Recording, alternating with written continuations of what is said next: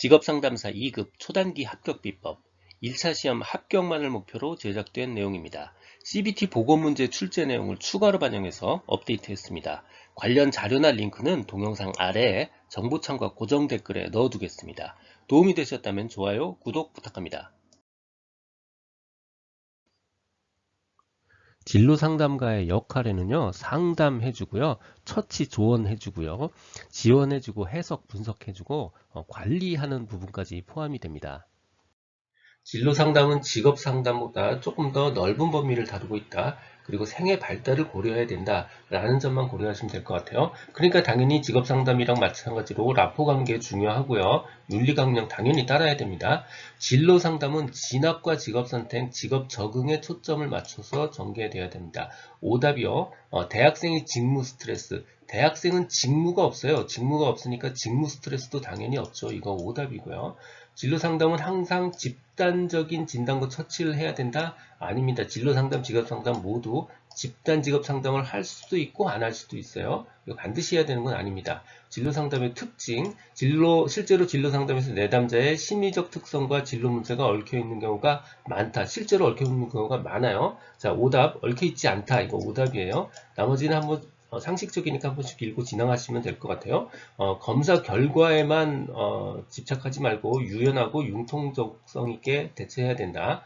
내담자가 놓인 경제 현실 및 진로 상황에 따라서는 개인의 진로 선택 및 의사결정이 편화될 수 있다. 진로 상담은 인지적 통찰이나 결정 외에도 행동 차원의 실행 능력 배양 및 기술 함양을 더욱 중시한다. 한 번씩 읽고 지나가셔도 될 것 같습니다. 진로 논점과 심리 문제와의 관계입니다. 진로 상담한다는 건 결국 개인의 삶을 돕는 거죠. 그러니까 총체적 접근이 필요해요. 심리적인 문제와 진로 문제를 구별하는 건 의미가 없습니다. 진로 문제와 심리 문제는 통합되어서 총체적인 접근이 되어야 됩니다. 삶과 진로는 결국 분리될 수 없는 거고요. 그러다 보니까 진로 상담과 심리 상담이 과정이 서로 유사해집니다. 심리 문제 해결과 진로 상담에서 심리 문제가 해결되지 않으면요, 진로 행동으로 이어지지 못할 수도 있습니다. 진로 탐색의 영역에는 진로 탐색과 의사결정까지 포함이 되고요. 직업적 혹은 일반적인 기술 발달에 관련한 내용, 그 다음 직업 탐색에 관련한 기술, 그리고 직업 유지에 관련한 기술까지 포함이 됩니다. 진로 교육을 실시하기 위한 지도 단계요. 이거 초등학생, 중학생, 고등학생, 그 다음에 졸업 후 이렇게 생각하시면 쉬워요. 초등학생 때는 진로가 뭔지 인식하고요. 알게 하는 게 중요하고요. 중학생 때부터는 탐색하고요. 고등학생 때는 그때부터 준비하죠. 고등학교, 대학생 때. 그리고 졸업 후에 취업합니다. 즉, 인식, 탐색, 준비, 취업 이 순서대로 기억을 하시면 됩니다. 진로 상담 편견입니다. 진로 상담에 대한 내담자의 편견을 얘기하고 있는 거예요. 첫 번째는 적성 심리 검사에 대한 과잉 신뢰입니다. 검사가 모든 걸 다 해줄 수 있다라는 그런 편견이죠. 대화 사례는 이런 게 있습니다. 저는 앞으로 뭘 해야 될지 몰라서 그걸 알려줄 수 있는 검사를 받아보고 싶습니다. 검사가 다 해결해 줄 수 있다는 편견이죠. 저는 제가 어떤 일에 적합한지 잘 모르겠어요. 그걸 알려줄 수 있는 그런 적성 검사 같은 거 한번 해보고 싶습니다. 적성 검사를 받으면 다 해결해 줄 수 있다는 심리 검사에 대한 과잉 신뢰의 사례입니다. 두 번째 사례가 진로 상담에 대한 상담의 정확성에 대한 오해입니다. 상담은 절대로 틀리지 않는다는 그런 오해죠. 사례는 저는 실수를 저지르고 싶지 않아요. 그래서 선생님은 제가 틀림없이 올바르게 선택할 수 있도록 절대로 틀리지 않고 올바르게 선택할 수 있도록 도와줄 수 있죠? 이렇게 물어보는 거예요. 상담은 절대로 틀리지 않을 거라는 그런 기대를 가지고 있는 겁니다. 진로 상담 정확성에 대한 오해입니다. 듣고 계신 강의는 직업상담사 2급 초단기 합격 비법의 핵심 이론 파트입니다. 교재에는 2002년부터 지금까지 20여 년간의 모든 문제를 분석해서 2200여 개의 필요한 모든 문제를 주제별로 모았습니다. 이론서와 문제집을 한 권으로 완성한 문제 기반 학습지입니다. 이 한 권만으로도 완벽한 수험 준비가 될 수 있도록 했습니다. 동영상 아래 댓글에 구매 링크를 넣어드렸습니다. 취업 장애 요인들이요. 인적 요인, 가구 관련, 심리적, 취업 관련 요인 같은 것들이 있고요. 그 중에 특히 취업 관련 요인은 취업의 역량이나 취업의 동기와 목표, 일에 대한 인식, 그리고 취업 정보, 그리고 구직 활동 경험 부족 같은 것들이 취업 관련 요인에 해당됩니다. 진로 장벽이란 직업이나 진로 계획에 있어서 자신의 목표 실현을 방해하거나 가로막는 그런 내적, 외적 요인들, 이것을 진로 장벽이라고 부릅니다. 여성을 진로 단절하게 만드는 사건에는 결혼, 임신, 출산, 육아 및 교육 같은 것들이 있고요. 여성의 직업 복귀 동기에 영향을 미치는 요인에는 성 역할과 직업적 고정관념, 여자는 이런 일을 해야 되고 이런 일은 여자한테 맞지 않아 같은 성 역할과 직업적 고정관념, 낮은 자기 효능감, 일과 가정의 다중 역할, 그리고 수학이나 과학에 대한 낮은 흥미와 회피 같은 것들이 있습니다. 내담자 직무 수행 역량을 파악할 때 먼저 희망 취업 조건 파악해야 되고요. 두 번째는 희망 직무에 대한 역량을 파악해야 됩니다. 원하는 바와 역량을 파악해야 돼요. 취업 효능감이란 결국 직업을 얻기 위해서 성공적으로 수행할 수 있는 어떤 그 능력과 나는 할 수 있어 라는 자신감을 말하는 겁니다. 개인이 취업이란 결과를 얻는 과정에서 필요한 정보, 취업 정보 획득 기술, 서류 전형에 임하는 기술, 면접 기술 이런 등등등에 관련한 능력 그리고 그에 대한 자신감을 말하는 겁니다. 취업 효능 프로그램 구성에는 취업 성취, 대리 경험, 언어적 설득, 정서적 안정 같은 내용들로 구성되어 있습니다. 진로 자본 핵심 역량에는 진로 성숙도 검사하죠. 진로 성숙 역량, 전문 지식 그리고 인적 관계 역량 같은 것들이 있고요. 이것을 다시 구분하면 문화적 자본, 사회적 자본, 경제적, 문사 경여, 문화적, 사회적, 경제적 자본으로 나눌 수 있습니다. 내담자를 위한 구직활동 지원에는 구인업체에 대한 기업 분석, 직무 분석 지원할 수 있고요. 이력서, 자기소개서 작성 지원할 수 있고요. 면접 준비 지원할 수 있습니다. 자, 면접의 유형에는요. 인성 면접, PT 면접, 역량 면접, 토론 면접 같은 게 있고요. AI 면접도 있습니다.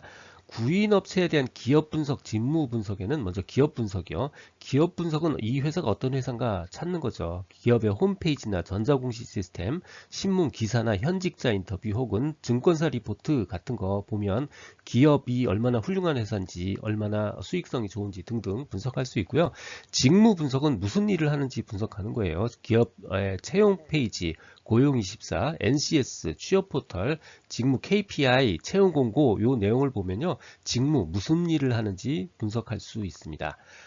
필요하면 직업훈련 할 수도 있죠. 직업훈련의 형태로는 공공직업훈련, 인정직업훈련, 그리고 사업 내 직업훈련이 있습니다.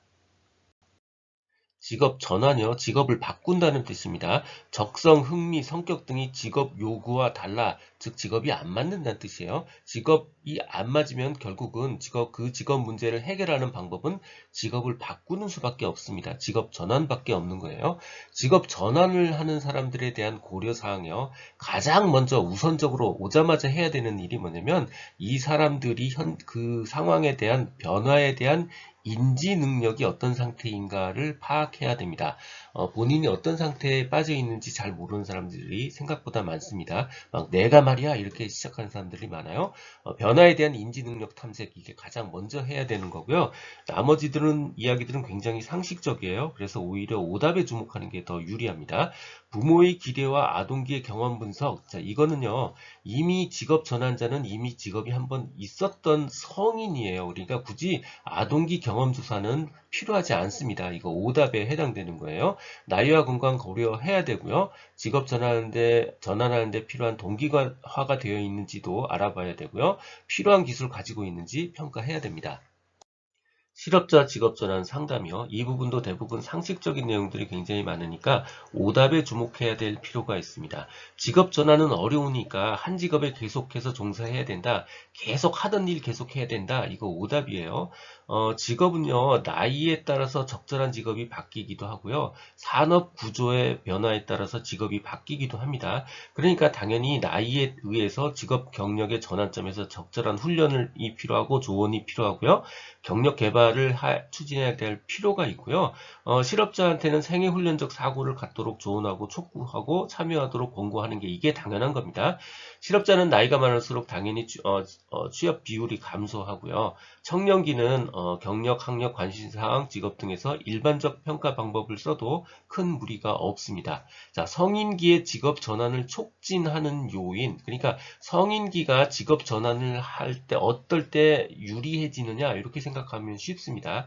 자, 한마디로 취직이 쉬울 때예요. 즉 직업 전환이 쉬울 때 경제 구조가 완전 고용 상태야. 그러면 내가 마음만 먹으면 다른 직업으로 옮겨 탈 수 있죠. 그러니까 이때 직업 전환을 하기가 쉽습니다. 자, 두 번째, 성인기의 직업 전환이잖아요. 그러니까 성인기의 사람들이 상대적으로 적을 때 직업 전환이 쉽습니다. 성인기와 반대되는 사람들 누구죠?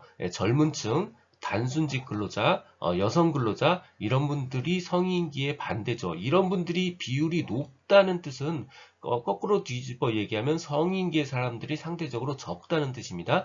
즉 성인기의 직업 전환이 유리하죠. 반대로 젊은 층의 비율이 적다는 얘기는 성인들이 많다는 얘기예요. 성인들이 많으면 성인들이 직업 전환하는 게 불리해집니다. 젊은 층의 비율이 적을 경우 오답에 해당합니다. 직무 만족요. 그러니까 직무에 만족한다는 뜻이죠. 자신의 직무나 직무 경험에 대한 평가로부터 비롯된다. 직무에 대해서 유쾌하거나 정적인 감정 상태다. 유쾌하거나 여기서 정적은 긍정적인 할 때 정적인이에요. 이거 멈춰 있다라는 뜻 아닙니다. 이거 아무래도 일본말 베껴 쓴 거 아닐까 하는 합리적 의심해 봅니다. 자, 직무 기술 지표요. 끝에가 지표니까 인덱스 I로 끝나요. JDI요. 끝에가 Q로 끝난다. 그럼 전부 다 질문지입니다. 퀘스천이에요. 질문지예요. JDQ, MSQ 이거 다 질문지입니다. 자, 직무기술 지표는 임금, 일, 기회, 감독, 동료 이렇게 5가지 72문항으로 구성되어 있고요. 스미스가 개발을 했습니다. 그런데 이 많은 거 다 기억하지 마시고요. 오답에 주목하셔야 됩니다. 자, 이거 직무기술 지표에는 직무기술은 회사 정책에 대한 내용이 포함될 수 없습니다. 회사 정책에 대한 만족감 이거는 직무기술 지표에 포함되지 않는다. 오답이다. 이 오답에 주목하는 게 훨씬 더 효과적인 방법입니다. 직업상담사의 사후관리에는 기업에 대한 사후관리 그리고 취업자에 대한 사후관리가 있습니다. 먼저 기업에 대한 사후관리에는 단골기업 만들어 둬야 되고요. 구인이 성사되지 않은 업체 그리고 이미 채용한 채용업체 다 따로따로 관리를 해야 됩니다. 취업자에 대한 사후 관리에는 직장 적응 시 애로사항 같은 거 참석해서요. 오래 근무할 수 있도록 근속, 지속을 유도하고요. 취업 적응과 유지 지원해주고요. 필요하다면 취업 상담 다시 진행할 수도 있습니다. 필요하다면 취업 상담 다시 진행할 수도 있는 거예요. 이 내용은 블로그와 전자책에 동일하게 그대로 있습니다. 도움이 되셨다면 좋아요, 구독 부탁드립니다. 지금까지 라드캠지기 꾸벅이 박종규였습니다. 감사합니다.